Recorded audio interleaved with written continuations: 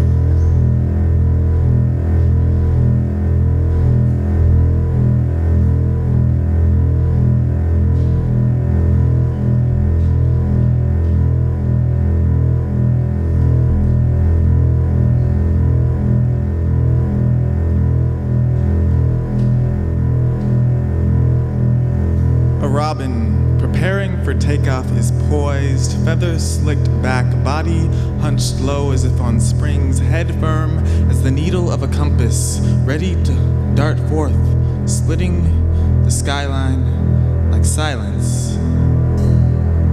It is no surprise then that birds have become the human symbol of freedom for sticking it to gravity by some measure of will alone, as if staying earthbound was so soul-crushing that even this rule had to be broken for happiness.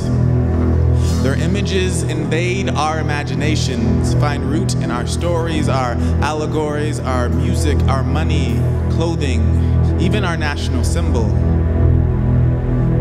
I think if they ever became aware of this, the birds would laugh, both for our arrogance and our misunderstanding that we can call this culture of consumption built off the backs of slaves and single mothers and factories raising the next generation of exploited workers, freedom, as it wears lies proudly as badges of honor, land of the free when we lead the world in incarcerations, and the right to life when we can get shot in our own neighborhoods by trigger-happy cops. And if this is the arrogance, then the misunderstanding is that flying is not freedom. You are still bound by gravity, trying to push away. Flying is resistance, and a way to escape a world that can be as disappointing as when your father misses the last day of your first high school play, or when you love someone who doesn't and will never feel the same. A world that from the day that you entered has been telling you what you can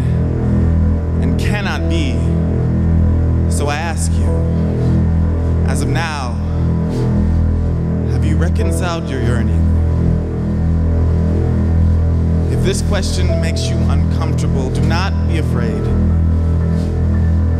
Take a moment to notice the songbirds living within your ribcage, who are belting for their freedom. Their vocal chorus is swelling within the instrument of your body. Ave Marias starting at the tips of your toes, moving through your thighs, carved of cedar trunks, your sacred pelvis, the ocean of your abdomen, up the keyboard of your spine, the base of your chest, the bridge of your neck, the highway of your tongue, to hinge upon your lips as a, call it a prayer of reflex, its urgency, the roar of a thundercloud, its energy, the crackle of an electric storm, flooding every inch of your body to trace every step of your origin. This is why you are here, on this planet, on this day, at this very moment.